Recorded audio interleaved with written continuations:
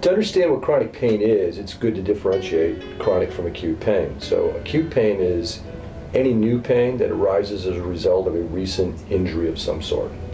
And acute pain usually resolves in a relatively short amount of time, often parallels the healing process.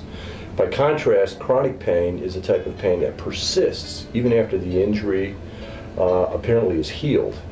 Lots of people use an outside time frame of 6 months to define the difference between acute and chronic pain. So chronic pain can be anything that lasts longer than 6 months. The interesting thing about chronic pain is that sometimes these conditions arise without any known injury or causative factor.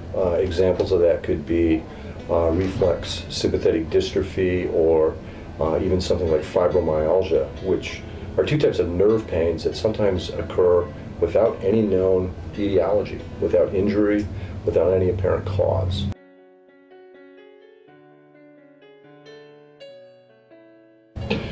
A lot of people wonder why psychology needs to be included in the treatment of chronic pain. Part of the reason is because the American Academy of Pain Medicine has determined that about 4 out of 10 people with chronic pain don't really respond to traditional medical interventions. Furthermore, most research in chronic pain has identified it as a biopsychosocial phenomenon, which means that there are biological mechanisms, psychological mechanisms, and sociological mechanisms contributing to the development and maintenance of chronic pain. There's, for example, a lot of research that indicates that there are changes that occur in the central nervous system in conjunction with chronic pain.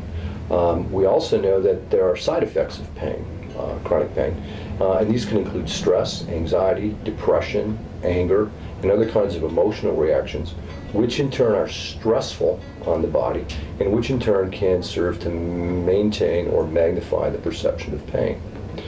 So, because stress and anger and depression can cause cognitive distortions in the perception of pain, psychology can help to address this by first helping the person better manage their stress, their anxiety, their depression, and so forth. And then perhaps working with people to change the way they view themselves with respect to chronic pain. And this is done by addressing some of the cognitive distortions or the negative thinking that sometimes occurs in these situations that can adversely affect functioning in chronic pain patients.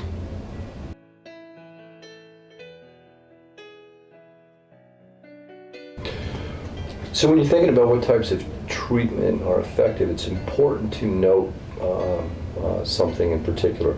About 20 years ago, there was a meta-study done on over 20,000 chronic pain patients around the world.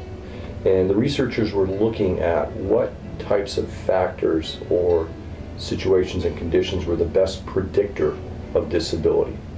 And so when they evaluated these 20,000 pain patients and their medical histories, surgeries, treatments, etc., what they found is that the best single predictor of disability is the patient's own perception of whether or not they're disabled.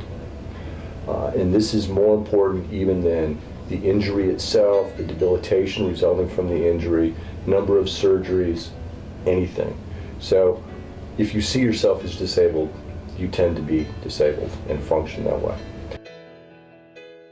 So one notable psychological treatment in addressing chronic pain is called cognitive behavioral therapy.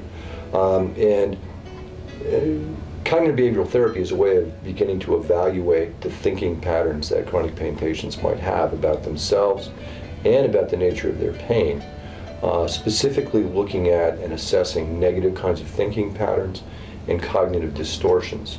In other words, sometimes people with chronic pain believe things about themselves that aren't necessarily true.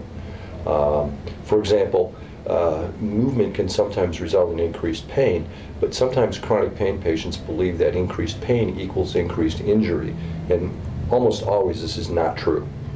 And so these kinds of distortions need to be addressed, and cognitive behavioral therapy can do that. Other types of research-based and proven techniques that seem to help people better manage pain and lead more functional lives include relaxation training, use of guided imagery, teaching people self-hypnosis, and in general, learning how to better manage stress and learn to develop and implement more effective coping mechanisms to deal with everyday stressors in their life.